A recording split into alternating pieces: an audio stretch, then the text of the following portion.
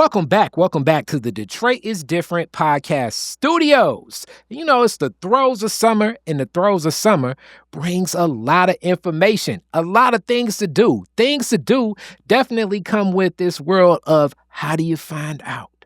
How do you get word to connect to people? And also what they're working on in business, in community. Actually, in Detroit, it could be the faith-based community as well, and so many other things. So, in studio, someone that is uplifting messages, and I actually met at an event through someone deep into that. Shout out to Catherine Kelly and so many others. Kiana Montgomery, how are you today? I am doing well. Thank you so much for having me. How are you?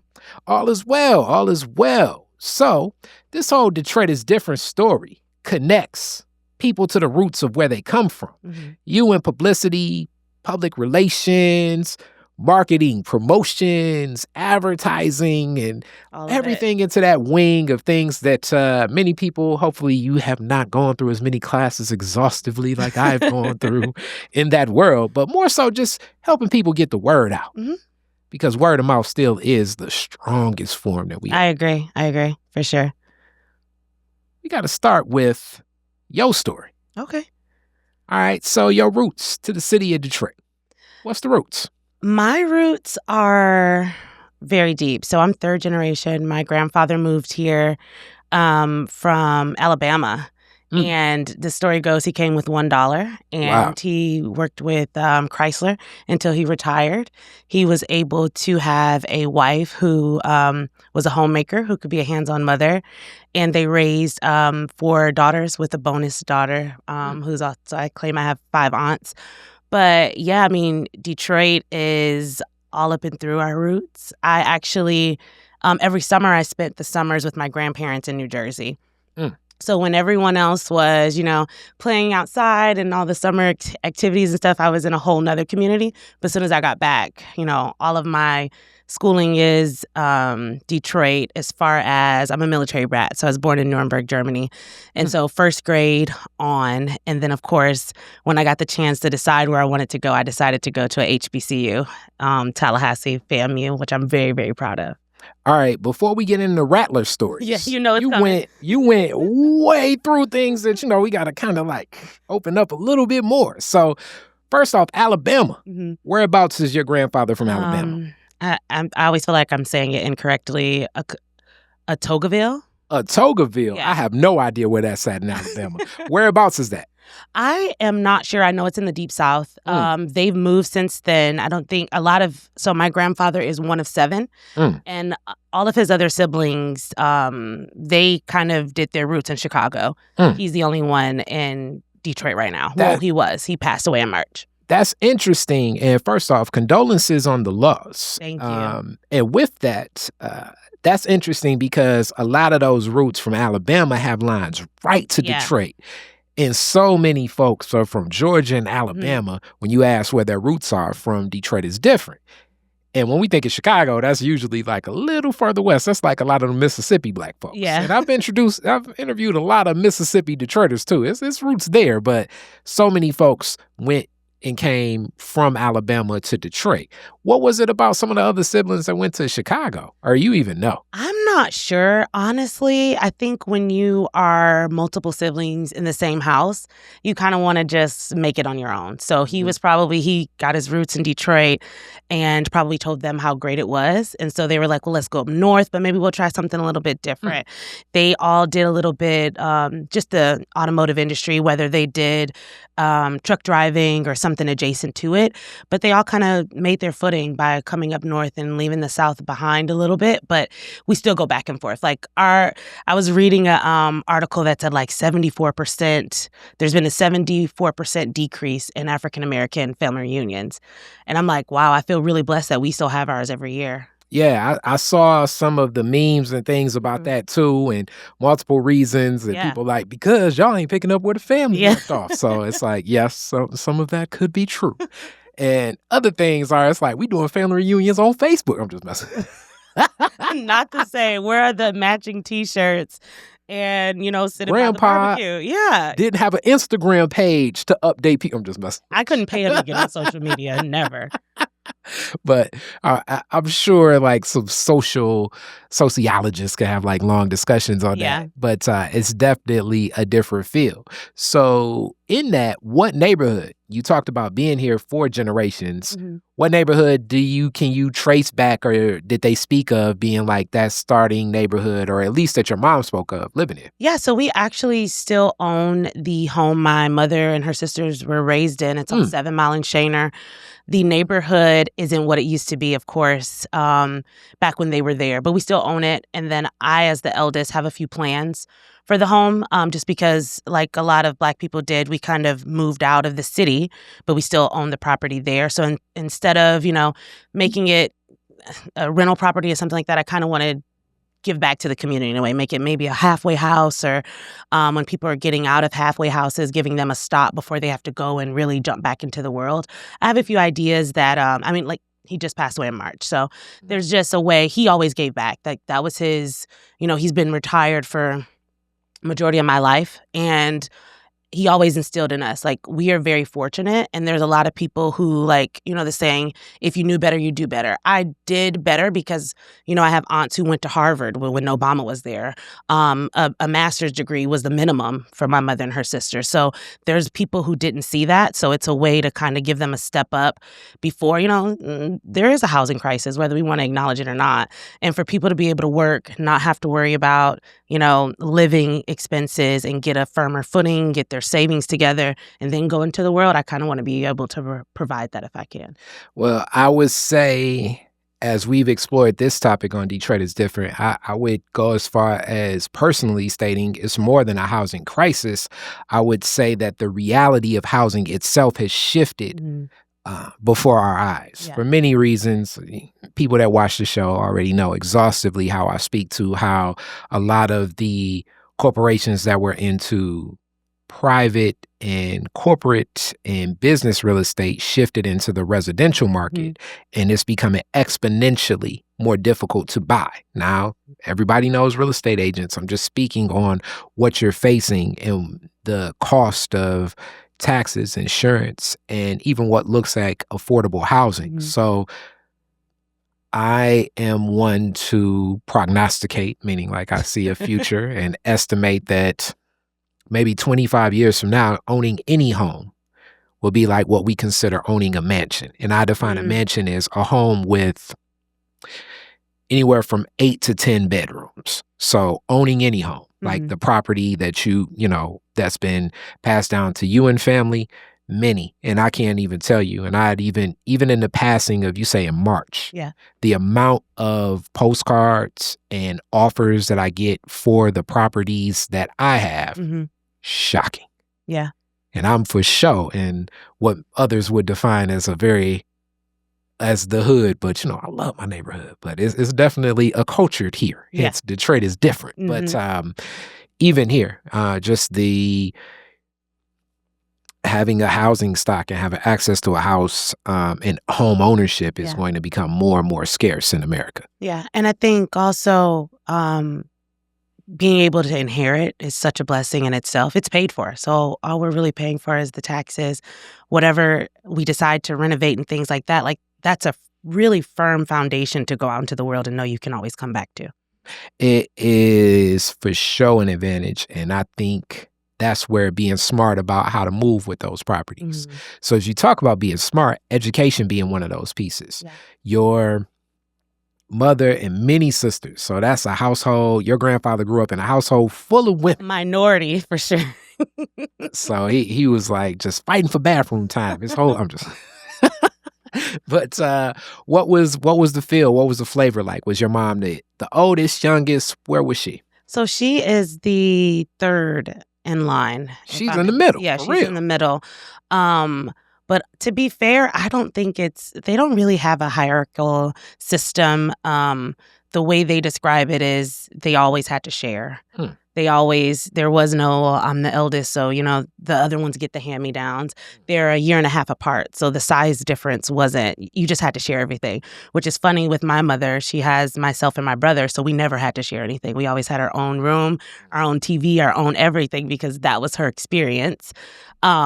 But as far as I know, it was a really, really loving household where you are your sister's keeper. And they share the same friends. We all go to church together. Like, it's definitely whatever their parents instilled in them when they had children. We're all treated as siblings. Like, my aunt is a bonus mother. All my aunts are bonus mothers. They just come in based on their expertise, but there is no like siloed version of like, if my aunt tells me something, that's just as good as my mother telling me something. So more birthday gifts, but also more discipline when you do something. Yeah. Because, everybody has their strong suits, right? So when I'm in my master's program, I have an aunt who her PhD is in sickle cell. And I am not a chemistry or math girly whatsoever. So, and my mother isn't either. But when I need help, I know which aunt to go to based on, what their strong suit is. Okay. All right. I like that. And you spoke to military brat for yourself and grew up and born in Germany. So guten Tag to that. And what is it? No, Auf Wiedersehen is goodbye. Yes. But guten Tag is hello. Hello, yeah. So within that, and shout out to Frau Ellis from MLK, long time ago days for me. But Germany and military brat. Yeah. So I'm guessing mother, father, military in service. Yeah.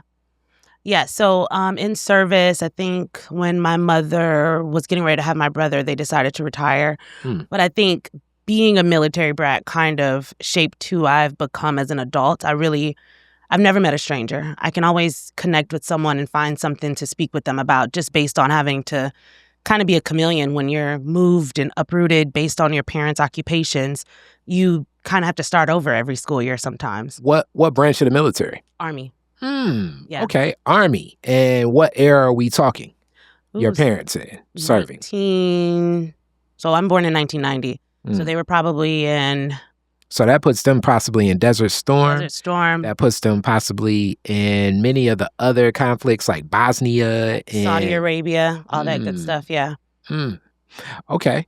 And during this time, what was their perspective, even sharing with you a lot of the travels and just serving in service on behalf of America, being Black in service on behalf of America, traveling the world and engaging with all these people across the world? I think that's twofold, right? Like, when I became of age, I was told absolutely not. I was not going to the military. It was not conducive to the way I like to live and my temperament. But at the same time, we're talking about a generation where my father, he grew up with a bunch of siblings too. If he wanted to go to school, he had to walk himself. His parents didn't have a car. And when he could afford his first car, the way he tells it is, it didn't have a floor. So when he stopped, when he pressed the brakes, his feet were touching the ground, and that's all he could afford. Hey. So, he was going Fred Flintstone style. But he was getting from point A to point B, so that's all that mattered to him. Hey. And so to be able to come from those types of surroundings and then be able to travel and see the world, of course, through that occupation, even as African Americans, I'm sure it's not as forward as it could be now, but I don't think they would change it.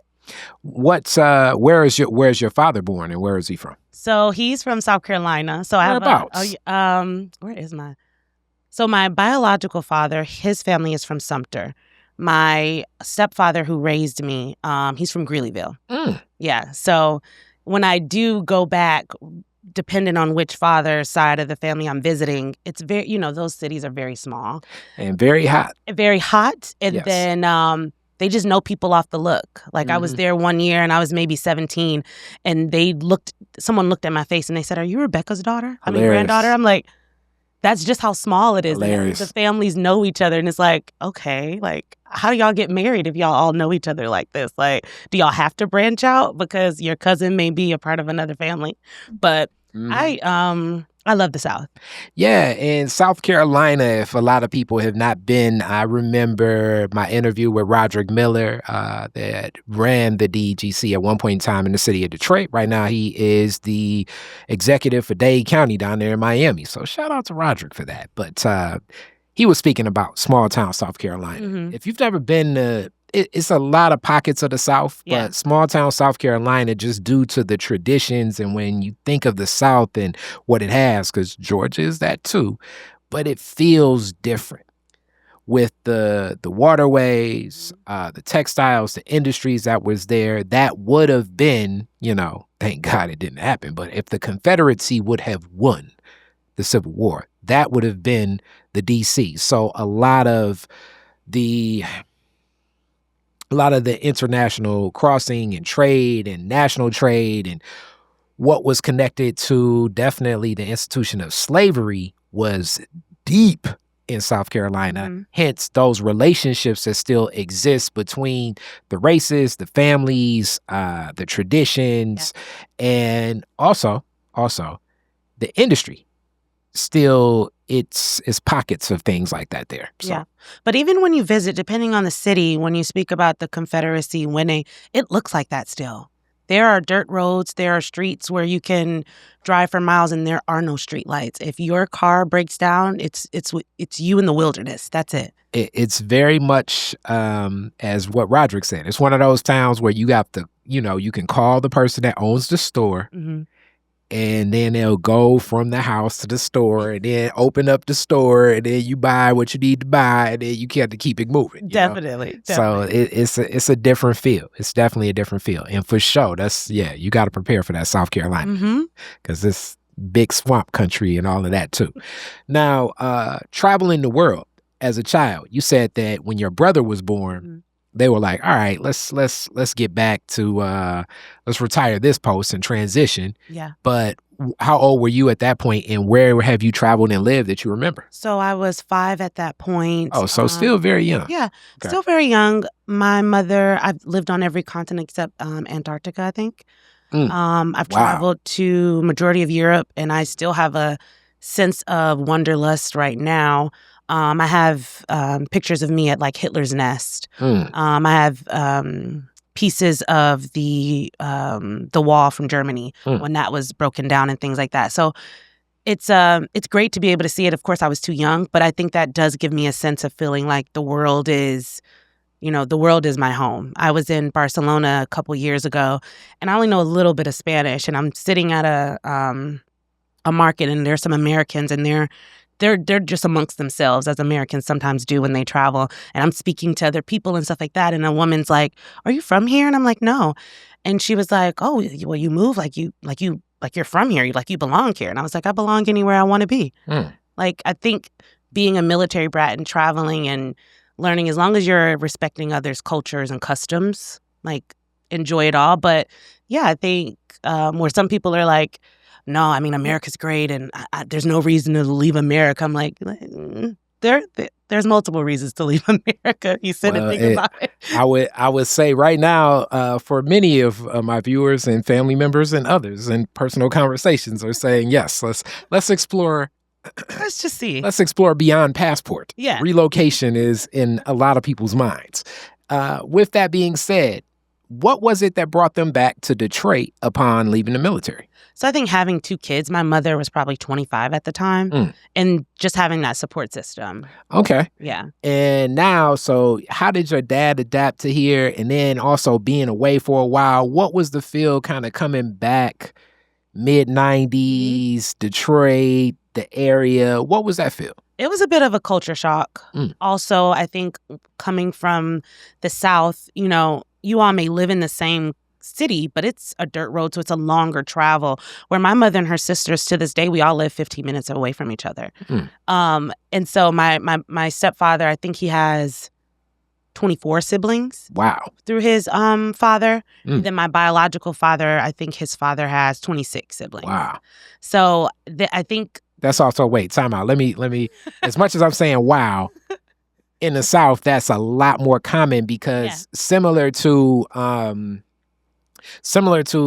even if we trace all of our roots, especially Black folks, you'll say, man, great grandma had like 45 kids or something, because more of an agrarian culture, meaning agriculture, more farming is done. And it's still a lot of farming done in the South, in South Carolina. So the abundance is also, I mean, it's not Little House on the Prairie per se. Well, I may be aging myself. I don't even know what the Little House on the Prairie modern example is. It's not the 40 Acres movie per se, but it still is a culture where even as, like when we're thinking about, I'm guessing your father or your stepfather, that could have been, 60s, 70s, you still would think to yourself, more hands can help Yep. with the work. Yeah, and So- that's what he grew up doing. His father had a bunch of land where, you shot what you ate and you raised what his father had never even eaten McDonald's. His father passed when he was 99. Which I'm sure it's a lot of people that say the reason he made it to 99 was because Yeah. he didn't have a McChicken.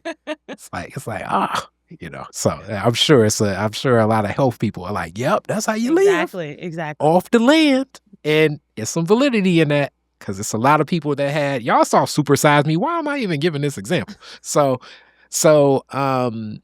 I know adjusting to the cold alone, even in traveling the world, it's like, okay, I thought Europe was like this, but Detroit, and I love my city, but it does take the weather can be interesting. I love it. I love it. So that adjustment time, mid-90s, in that era, what was even the thought process? What was the work? What community did you all move to? Yeah. What was the feel? So we grew up off of Somerset. I went to Peace Lutheran. That was a private school where I had to wear a uniform. When they got back, I'm not sure if you all know, when you work in the military, you do get certain perks, right? So if there is a more of an industrial or a company that has governmental contracts, when you're a veteran, you will get, job placement ahead of most because you did serve your country. And so coming from there, my parents both started at the U.S. Postal Service.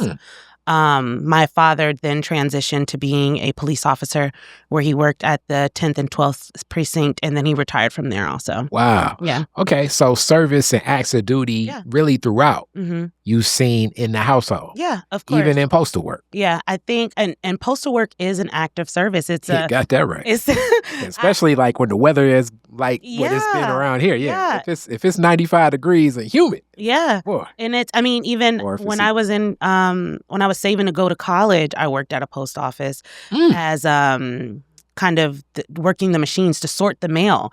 Just the engineering behind that is something where we just walk to our mailbox and think it just came here. There's a whole multiple warehouses across the state where you don't even know. You may mail your aunt a letter and she lives 3 blocks down, but it has to go all the way to a sorting center, then come back. I've definitely found that out with sometimes payments. Amongst other things. And also, like we say, things are changing in America. We have some executive leadership that definitely has some different views also on how our postal service should be invested in as well. So so that changes things as well. But at the same time, the work in having those post offices, what they offer, and then police officer, that definitely gives a different lens. But a lot of officers are soldiers, that relationship and what was the connection. Yeah. I think for him, it was being of value to his community. I think coming from such a structured occupation as joining the military, being a police officer was like a natural fit. Yeah. So from there, for you, now you're at the Lutheran school. Where do you continue to go? And when does that interest in PR, marketing, media start sparking in your head? Yeah. So from Peace Lutheran, I went to Detroit Academy of Arts and Sciences. Yes, which is funny. My dad would work his full police officer shift and then come and be a security guard at the job.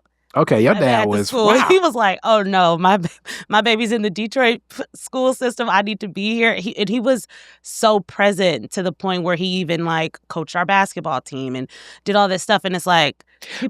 What was that as a student looking like? Was it, you know what I'm saying? Was it did it take away? Because I know sometimes people may feel like, oh, Peoples is here all day. Yeah. Or did it add to that experience at school? So for me, it kind of added to it and did subtract, because of how most kids, they got some leeway, right? My teachers could just go down to my dad's office and be like, hey, can you step in real quick? But that's also a generation where, and I'm not sure if they do this anymore, I don't think so, where teachers would ask parents to rotate coming to sit in classrooms. And then the parents would kind of be a teacher aide. And then you knew hey, if I was acting up, that my best friend's mom would just go tell my mom. So it was a little bit more of a support system versus like one person versus like 35, 40 kids. So in that experience at DOS for you, where does it start? Is that what's your interest? You end up at FAMU. FAMU, one of those schools, for people that know, Florida A&M University, Tallahassee, those rattlers. And I know many a rattlers country. So business school is what I think, but also media wing down there too. What did you go to FAMU for? What was your interest? So I did SJGC. That was PR, marketing, and communications. They tried to get me to go and transfer into broadcast, but I could just not see myself putting on that news anchor voice every morning. I was just like, that couldn't be me. Yeah, I know. It's like you see Black people and then they'll be like, yes, here at 4:00, we're looking at the moves. No. And it's like, whoa, it's like, but I think that's gotten better over time. I mean, it's definitely different people like with feel and everything. I forget, a couple of the anchors that I know, it's like, okay, he got seeming like more barbershop. Yeah. Yeah, more personal. Way more definitely down to earth. Yeah. But it's broadcast is delivered through a lens, especially from that school. Yeah. What was it about that drew you into that world in the first place? Yeah, so for high school, I went to Cousino. That was a predominantly white school. And I think going from DOS to a place where you were a minority was a bit of a culture shock for me. So when it was to my turn to pick my next form of education, I needed it to look like me. Okay. And Cousino, I'm familiar with actually through, I've talked to a couple of students, Carolyn Strio or Miss Strio, heck of a guitar player that's done classes out there for forever. It's in Warren. For people that don't know, Warren, Michigan is like the other largest city in Michigan itself. Warren is huge. It's right next to Detroit if you don't know about it. But Cousino is one of the schools there. And the school is like a whole campus, but it is, yeah. I definitely don't know the full culture inside the school, but your experience was like, nah, I got to get back to my people. I got to. And I did think about, like, I went on a HBCU tour also in high school where we visited Howard, Hampton, Clark, Morehouse, TSU. We did majority of not all of them. Of course, it's a bunch of them. There's a whole different world when you tap into the HBCU scene. But we did a lot of them, and FAMU just spoke to me. It just, the way the students were so proud to be there, the way the professors kind of they were proud to be there. They were proud to even be a part of the story being told there. And it was a lot more like real, authentic. It wasn't like the airs weren't there. And I just felt like, okay, this is where I needed to be. Yeah, and also who does a lot of my PR and publicity work is also a rattler. Shout out to Latoya Henry. Latoya, let's see, Camellia, Chris Shorter. Man, I know so many different rattlers, and it's messing with me that I'm not knowing. Yeah, we're good people. They do different things. Even our former mayor Kilpatrick, one of the more famous rattlers. Or you could say infamous to other people. I was gonna say we won't touch on that. I still say famous, but that's me. Now, so your FAMU journey, what was it like being on the campus? I loved it. I mean, our professors are really they are really just in the know, and they are really like top tier within their industry. And so for me, I really valued being a part of a curriculum where they had done it. It was tried and true. And now they're coming back and saying, this is how I moved in a boardroom. This is how I moved within corporate America. Yes, sometimes you have to code switch, but the reason why you were hired most likely sometimes is DEI, and you need to lean into that when there's a conversation because your voice does matter and you don't have to code switch all the time. And I'm going to take that and open it up a little bit more on that, just to speak on like the brand that I've developed with my marketing firm, Creative Differences. So for people that kind of don't understand, I always get this question like, what is Detroit is different? Detroit is different is about community and telling those stories, but really uplifting legacy Black Detroit and the stories and the nuances of it. For it serving as an active portfolio of the ways I would like to engage with clients through creativity, aiming through culture, right? And I'm often lean into the fact that like you're hiring me because you want to talk to a Black audience. Yeah. Like that's why you're hiring. That's why we're walking in the room. Yeah. Now, I know that's really, it took a while for me to get that confidence, meaning that if you want to engage with that audience that probably doesn't vote, probably didn't think about taking a COVID shot, probably are thinking to themselves, they're really that audience that's watching a lot of Tubi movies and aren't connected to like national media and trends like that. That's the audience that I'm looking to connect with, like in mass, you know, in communities like that, and also intersections of the Black community. Yeah. So knowing the spending power of our community and where our interests lie, and even the way that our community sets trends for all other communities. Because I don't know if most people kind of notice this, but, you know, what started as like hip hop setting a trend in all markets across like popular American culture, meaning like, you know, you get Justin Timberlake, no offense to a Justin Timberlake when I say this, I'm just using that as an example, or a Christina Aguilera becoming pop stars here, but you look at Korean pop. Yeah. You look at what's happening even in other countries of people of color, like Africa and many other places of Nollywood and Afrobeat. All of this are trends that are set from our people too. So it's like we're setting like a standard of what cool is that permeates throughout the world. So we really, I think, in the world of Black professionals in that marketing publicity suite, we're walking in with something on the pulse that others just never can kind of connect with because they're not connected to the source of our people the way that our people can set trends. I think they've also convinced us that we aren't the gatekeepers when we actually are.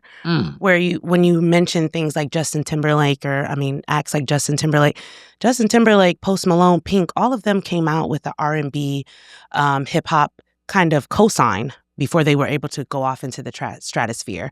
Where you look at like Pink's music, what is it? There You Go. That was written by Candy, but it has more of a hip hop feel. And now she's doing like, country pop. But I think when we don't take the steps back to look at people's like step in and how they got in, and we just look at the end result of the success. But it really always starts with us, whether it's fashion, whether it's music, whether it's even food. It's our history, and I think we need to take more credit for it. Okay, so you definitely sounded like a HBCU grad, even in that.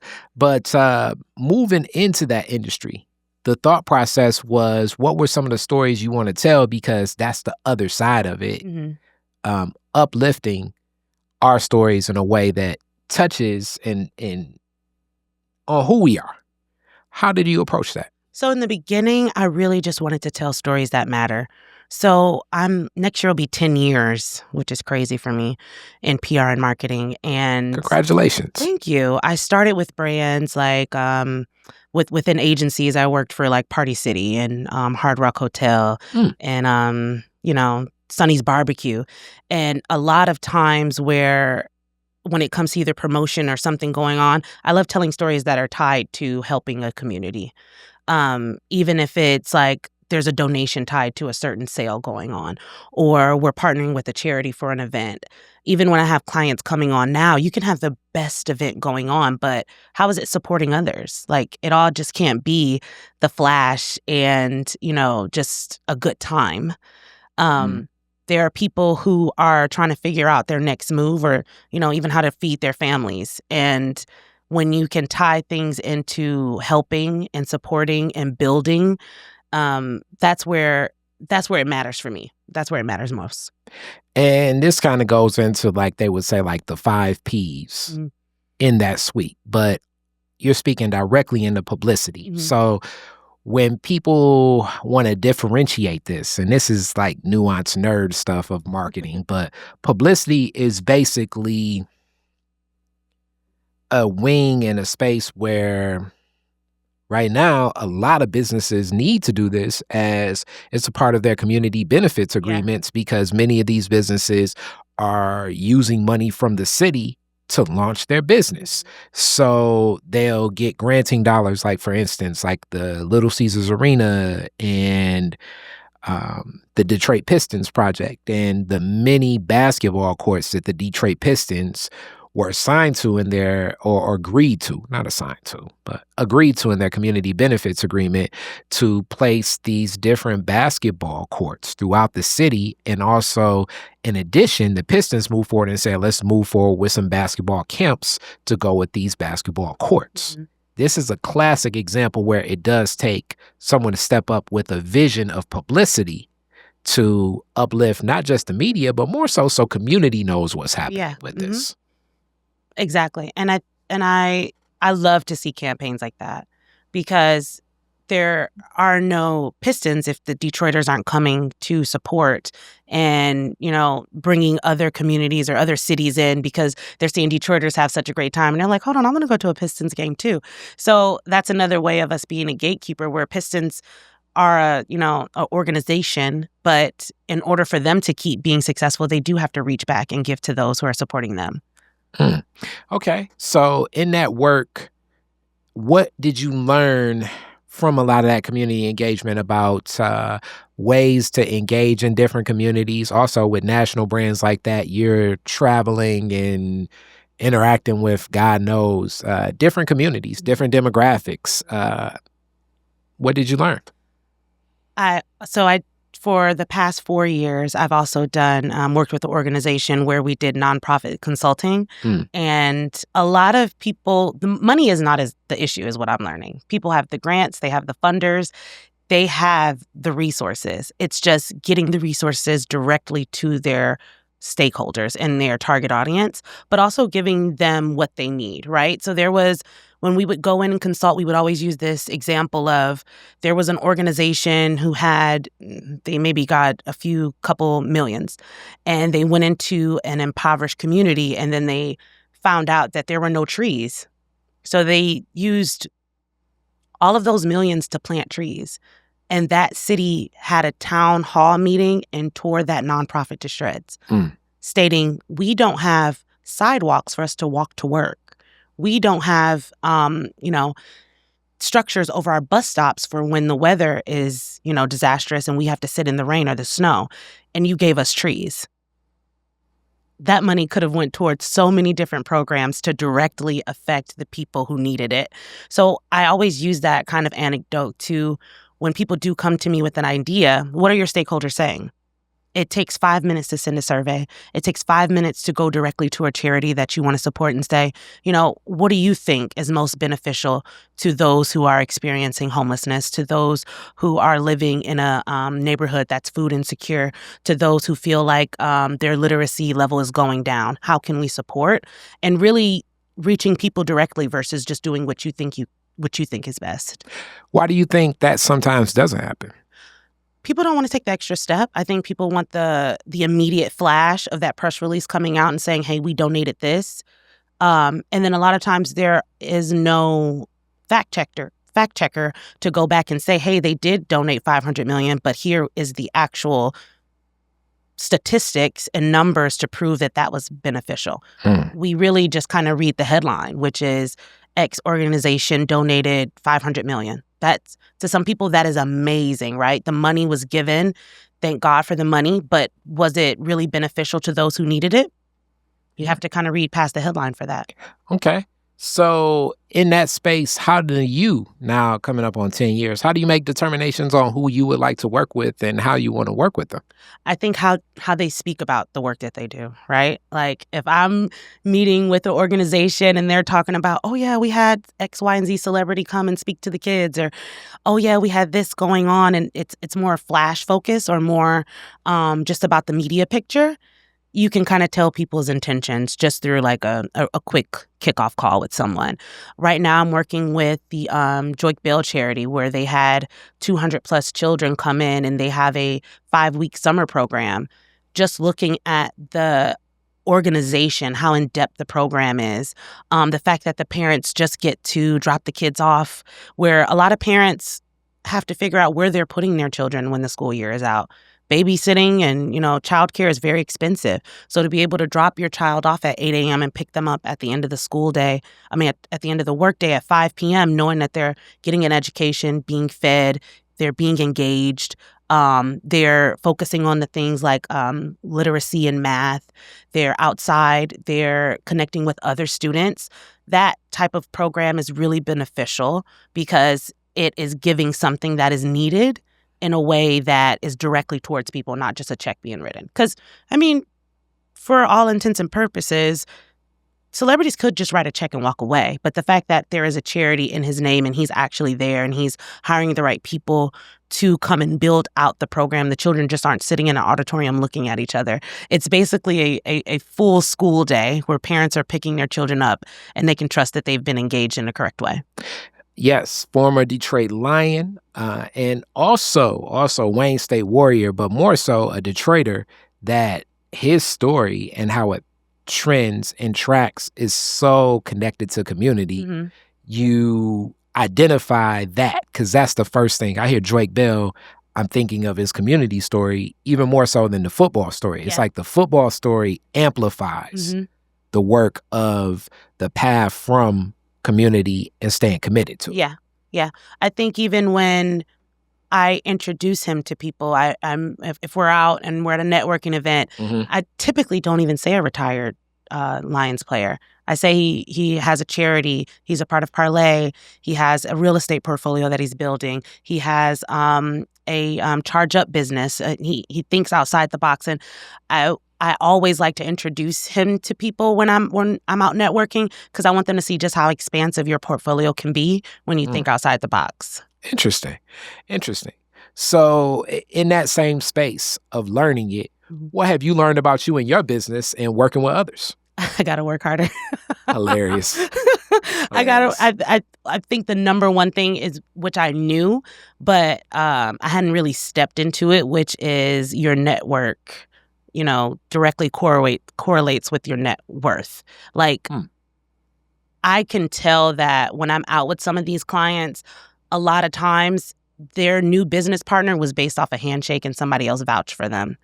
And they met on the golf course. So I'm 2 years in golfing because I've just heard so many stories of people say, oh no, we met at the golf course, or no, such and such invited him to our golf retreat and I met him that way. And it's like, so you had one hobby and the next thing you knew you were in business with someone. Like, I think myself, I'm not sure about other people, I doubted just how strong that type of network could really enhance your business. Yeah, I want you to expand a little bit more on what you found to be those benefits of networking in business and growing those relationships. Yeah. So I just signed on 2 new clients last month. One is the Mom Wellness Cave, an amazing organization. And then I've worked with Belong Lending, and I'm working with Monet Allure. Belong Lending is a Black-owned mortgage lending firm in the heart of Detroit on Woodward.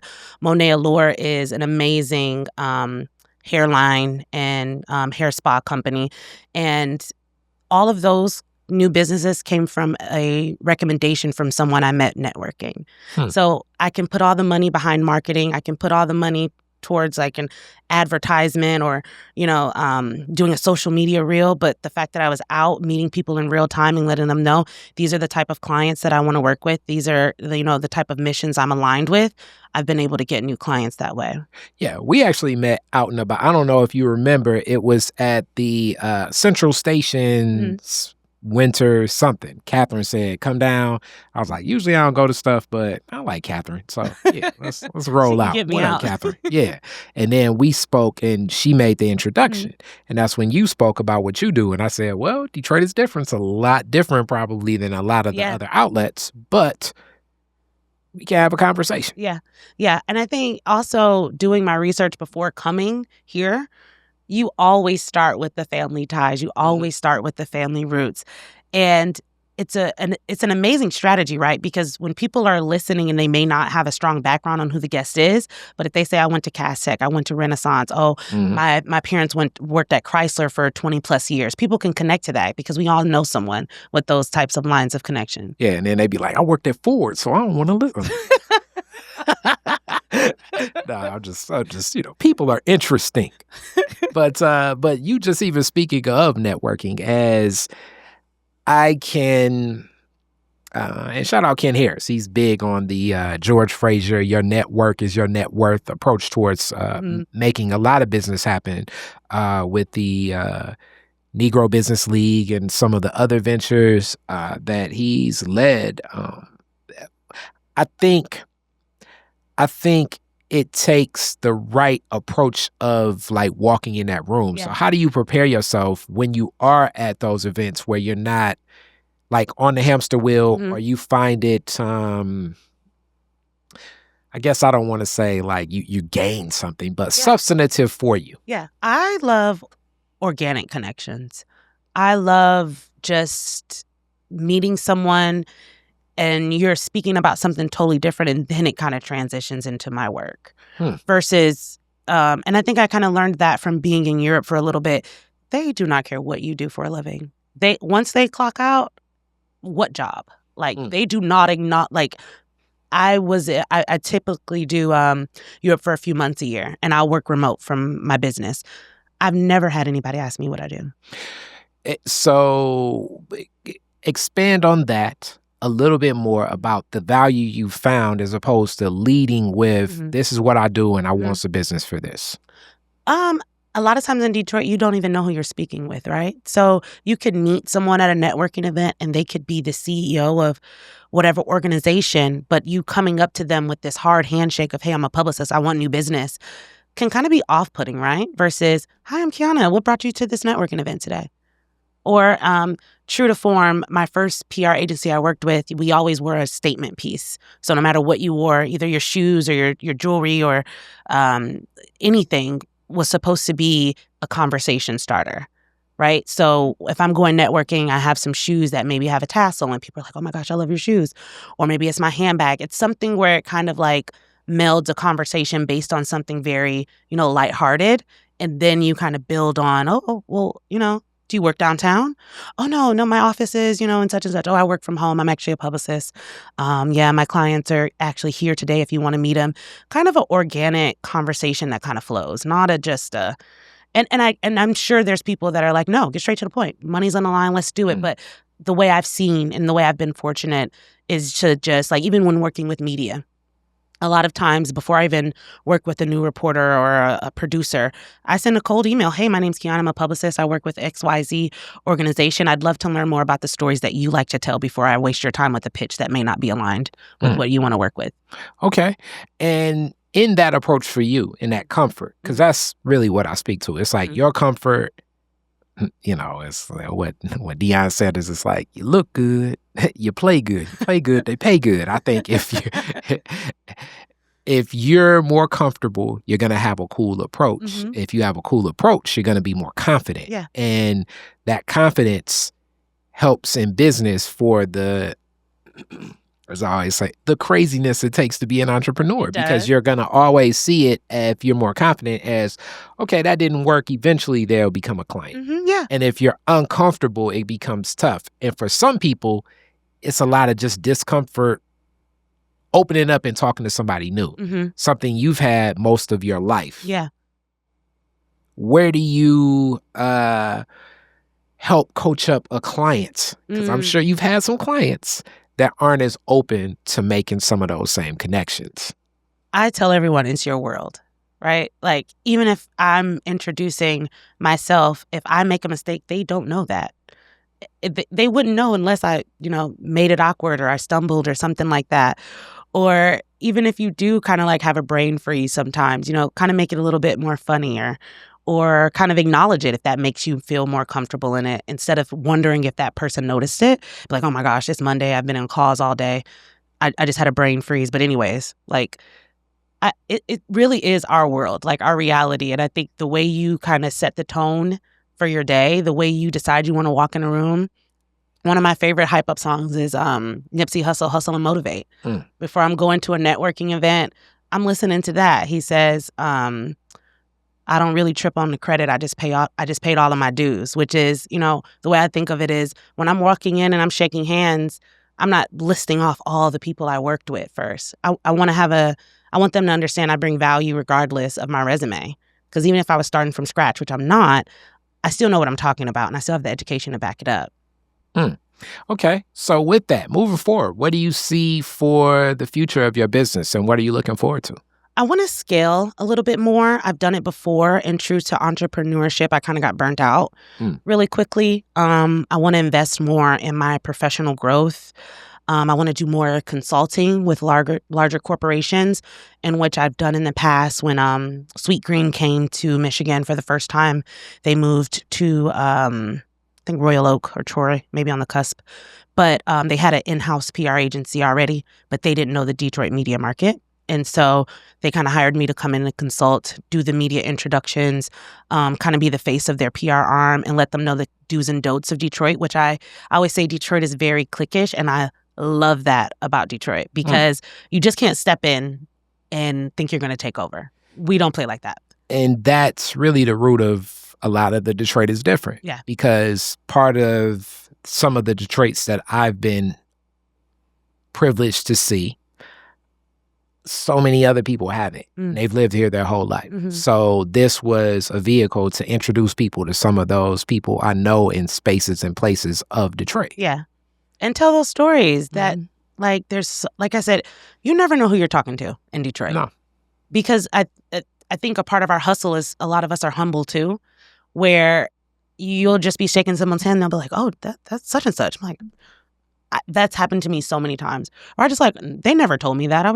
We were just kicking it at Parlay or wherever. They never said that they did that. But, you know, people just kind of let the work will speak for itself over time. And I appreciate that too. Okay. And you said invest in professional development. What does that look like for you in entrepreneurship, or just any entrepreneur? Yeah, I think I've been really blessed when I moved from Florida to Detroit in 2020, and I had all this agency experience. The Detroit PR scene opened me with welcome arms. Like, just, hey girl, I heard you just moved here. Can we grab coffee? I'll tell you, who to connect with, this, that, and the third. And I really leaned on that, and we learn from each other, and we have group chats, and we share resources and things like that. For this next iteration of my business, knowing that I want to scale, to really think of it as less of entrepreneurship and more of I am a corporation, and I do see myself growing and building and wanting a stronger foundation.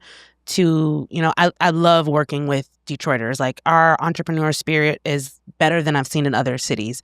But looking at myself as a bigger organization and corporation, where else do I want my footprint to be? I've worked in Florida, I've worked in New York, I've worked in California, I've worked in global markets before, but I've done all that work within agency life. So how do I apply that within my own organization to do that type of work too? Okay. All right. Which also, that just opened up something else that I want to unpack as we get closer to a close here. Moved back to Detroit 2020. Yeah. During COVID, I'm guessing. Yeah. What was it that brought you back here? So I was in Orlando living it up, having a great old time. I had my network, I had my agency life, I had my business on the side. It's like Mickey Mouse. What up? just Mickey. Just having a ball. Yes. The beaches up the street, Orlando. Mid-Florida. All Universal's up the street. You can live really well in Orlando, but I'm a bit of a germaphobe, and when COVID hit, Florida did not shut down. It did not. It did not shut down. They were still out. They were still partying. I was like, if the world actually does shut down, I need to be with my family.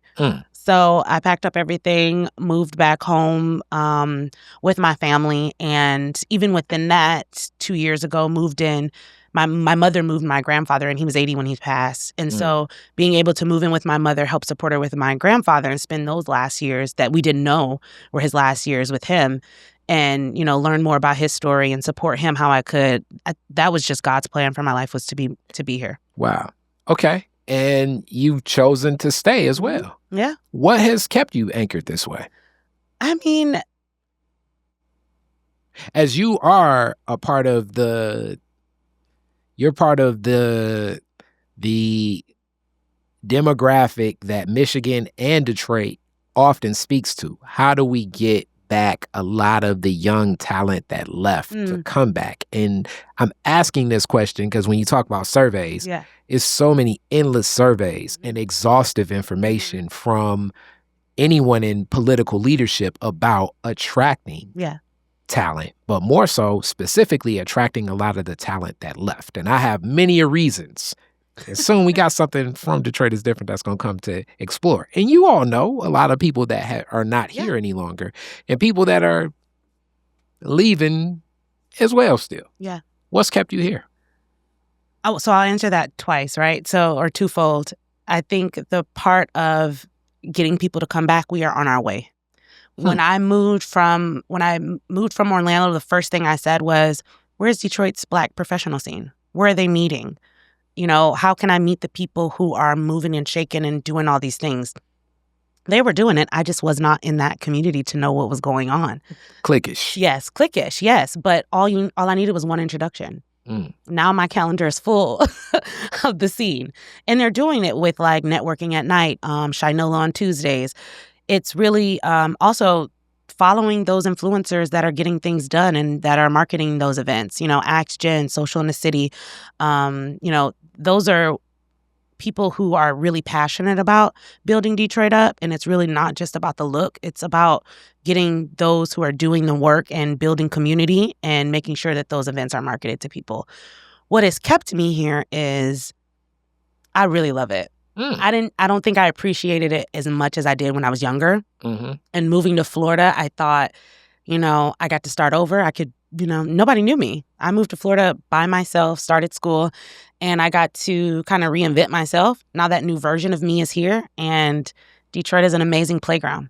Yep. And I'm sure it's a lot of people saying, but the snow. Get snow tires. Get snow tires. When you, like, listen, my community, the people that I've met, they are having professional house parties. They are having bonfires. They are having group travel. They are doing all these things where snow is the least of an issue for a lot of us. Okay. All right. You rarely hear that. But I love it. I love it as a person that, Lord knows, I'm here. I don't see myself leaving ever. So with that being said, we get to a close. Let the people know, how do they get in contact with you? So my Instagram is Kiana_the publicist. My website is, my company is called Key Takeaways Communications. My website is keytakeaways.com. If you're an entrepreneur or a business or you need consulting, I have a survey that kind of takes you through the steps. And then at the end, there's a recommendation on where I see your fit within PR, because a lot of people don't know what PR is, or marketing and support. You can always just shoot me an email. I love a nice DM. And I love a good coffee chat too. I'm never one of those girls that's like, hey, I want to get to know you. And it's like, okay, you can book a call with me for $75. Like, no, I love connecting. I love building a new network, increasing my influence, helping where I can, all that good stuff. Okay.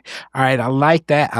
And also, I didn't give the full lesson. Okay. 5 P's: promotion, publicity, public relations, price, and placement. All of those things are things that you want into your marketing suite. And that's like marketing 101, as a DECA kid can share with you. But that's marketing 101.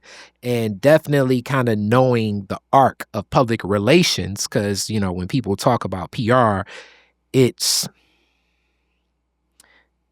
in that suite of the relationship that your business and you as a business leader have between some of the other suites in not just media, but on brand and so many other things of awareness and what you raise. I often say this, so I'll keep it clean because we haven't gone non-clean here, but a lot of people in this industry, I definitely think there's a lot of smoke and mirrors in this industry. And a lot of what I've seen be effective for where a business or organization or person would like to go versus what's delivered is very tough.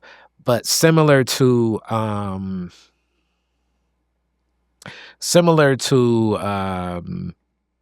what would I say? Similar to like being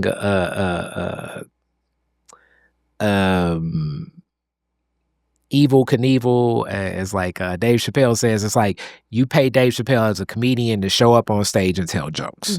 You're not paying him to laugh. So The outcome. in this suite, yeah. So it's very tough because, even some of the closest people I know, they like, man, I saw you on TV. Can you get me on TV? And I'm like, I think the pitch needs to be in a certain space. Yeah. Now, there are relationships and there is never to never anything, but just understanding that relationship and even how media is seeing what's trending and what traces, even if social media, it becomes tough because clients think this will be a correlation to, like what you say, an outcome, but it may not necessarily be that. And you could end up on every television show, every podcast you want to get to, but it does not welcome in that audience. And you also could just end up with the right post or going to the one or two right interviews, and it hits your niche perfectly. Exactly, yeah. It all depends on if you know those relationships. Not just that, but does it leverage up to your goals? I'll meet potential clients and I'm asking them what's their goals. And then during the second call, they say they want to be on a list of Oprah's favorite things, but the neighborhood behind your business doesn't know you exist. So if your goals are to increase brand awareness, to increase sales, to increase, thought leadership, but you're not looking at the opportunities within your community just because you think, more publicity equals that. But is it, like you said, to the right niche? Is it the right eyeballs? Is it to the people that can walk around the corner and support your business? Like, let's start there. But to be fair, I do think it is all in part when I or myself or other publicists get clients, it's on my lap to do the education and to pull them up to speed because it's not their fault, right? They just saw that somebody was on Fox and then all of a sudden their business sold out or all of a sudden they were in our Detroit. They don't see, how did that leverage back? And so education is a really big part of, I always say PR is a partnership. You just can't show up and throw your business in my lap and think I'm going to take you to the next stratosphere. It's definitely a working hand in hand. I definitely think it's hand in hand. And that's what makes it so unique too, because almost like counseling, as you spoke to, they will have goals. Yeah. And then you have to keep that in mind, but also how reasonable, what can be met. Here's the secret for a lot of the media with Detroit is different. The media outside of Detroit is different because we got our own media and social media, but we're content creating. I look at a lot of the media, that's the victory lap for the people that support me, for my stakeholders, for the volunteers, for the people I pay, for all the people that have been supported for years. They like seeing, wow, we saw you on Channel 4. Yeah. So that's the victory really within it. And I'm not necessarily saying that the others don't help, but I don't personally feel at, for instance, like the collard green cook-off, I've rarely had a person walk up like, I saw this on Channel 2, so I'm here. It's people that's like, I was coming, but then I saw it on Channel 2 and I came with 2 more people. You know what I'm saying? So it's encouragement for the people that are already have a stake in Detroit is different, not welcoming new customers. And I've said this for years, and I guess I turn away people with this. New customer acquisition is one of the toughest things for any business. That's why you're offered a new phone or a new television and all of that. But retaining customers. Yeah, retention for sure. That's where I possibly can help with tools, because new customer acquisition is just, I'm not saying it's impossible, but it's just one of the most difficult things in all of business. But I always tell clients, media is the proof point. It's not why people are going to support you.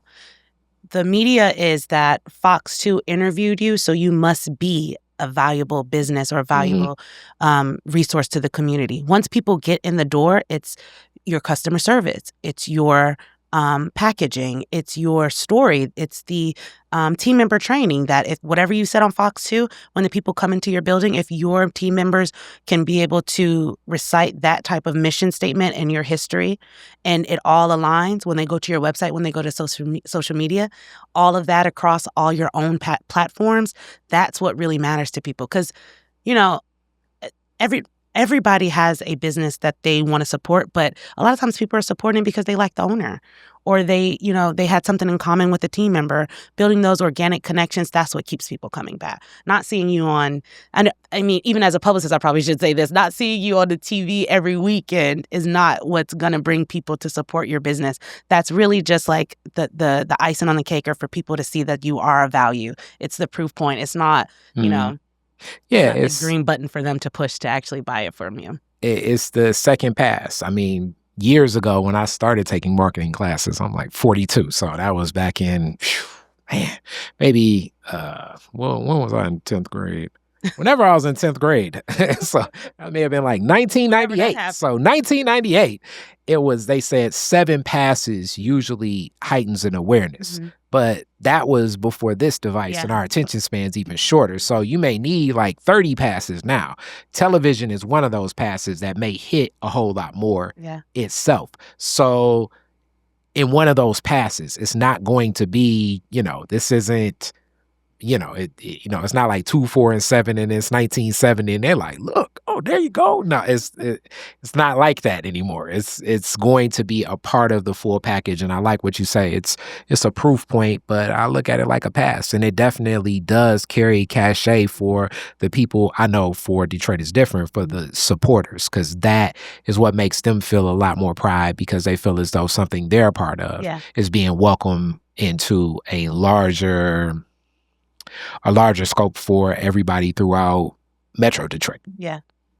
And I mean, I think from my experience, podcasters they hit more of a penetration than traditional media. It's more long formed. Mm-hmm. It's more storytelling. You can get a little bit deeper into the brand and things like that. So I always, when I get new clients and they're like, I want to be on this, and I'm like, have you thought about podcasts? And then that goes back to the education of, I'm saying, like, people sit and listen to an hour and a half of a podcast in the background while they're working, and you get to tell your whole story. I know. And then out of nowhere, people be like, yo, Shazam. And it's like, what was he Shazamming about? I'm just messing with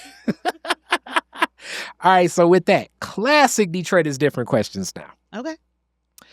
Your very first car, year, make, and model, year you got it. Ooh, Jeep Liberty. I think I got it in 2008. It was probably a 2006. But to be fair, I only got such a newer car as the eldest. I was doing all of the children pickup in my family. So they couldn't just get me any old thing, because I was doing the children drop off and pick up for all the kids. You were basically a chauffeur, a transportation service. The deal was they filled up my car, so I got to do what I wanted to do on the weekends. Okay. But the parents got to sleep in, so I could do all of the, pickups and drop-offs. Okay. I'm sure it was some eventful days, I assume, and runs and where little homies, cousins wanted to go, but it's probably ingratiated those relationships. Yeah, of course. Yeah, I'm definitely favorite cousin. I don't know about favorite. I'm a little hard on them, so I don't know if I could be favorite. Man, you done fell out the top 10. I'm a trusted voice, I'll put it that way. They'd be like, see, you didn't want to take me to that McDonald's that day. You're going to be like, well, let me tell you something about your great-grandfather in McDonald's. I'm just messing. I always say, I'm one of the aunties. I'm not with the younger kids. I mean, there's 26 of us in my immediate family. I'm an auntie, and I love it. I can't be with I don't even have Snapchat. I'm not one of the cool kids. Oh man. You ain't even doing the new dance. Nope. I don't even have TikTok. I couldn't tell you what's the newest TikTok. The only time I know TikTok is when it's like a trend that I have to translate for a client and let them know, maybe this is something you want to do. But other than that, like, absolutely not. There's too much to do. I can't be on TikTok. Okay. All right. Where's the first place you went when you got it? The first place I went when I got my car? Mm-hmm. Ooh, probably Great Skate. Okay. Yes, when it was a thing. And yeah, that was a good time. Okay. Great Skate was like the club before you got an ID. Hilarious. All right. So next question. You're the DJ at the end of the fireworks, Woodward and Jefferson. You get to play 2 songs. What songs you playing? You said we keep it clean. It's definitely Good Day by Doughboy Cash Out. Okay. And then, I don't know if everybody's riled up and I got to bring them down. Maybe it's Fireworks by Drake and Alicia Keys. Okay. Because that's a little bit low key and it's letting people know you don't got to go home, but you got to get out of here. I'm with it. And the last question. You could rename Woodward after one Detroiter. Who would it be and why? Ooh. My grandpa. Okay. I think, yeah. And I'm not just saying that. No, he's yeah. I think he's done the work. He just didn't have a publicist, but he's done the work. All right, what's his name? Let's raise it up. Edward Hauser. Mr. Hauser. Okay, let's shout out to Mr. Hauser for all that work and definitely getting all them people through school. So many more. And I'm guessing just that relationship, I can only imagine, rest in peace in his passing, just building with them and getting all of those nuances of like, yep, had to get out of Alabama, get up this way. He had a story to tell for sure. Oh, yeah. Oh, yeah. So I'm with that. Thank you so much. Thank you so much. Thank you. And I look forward to working together in the future. Definitely. Peace. Bye. It's running different.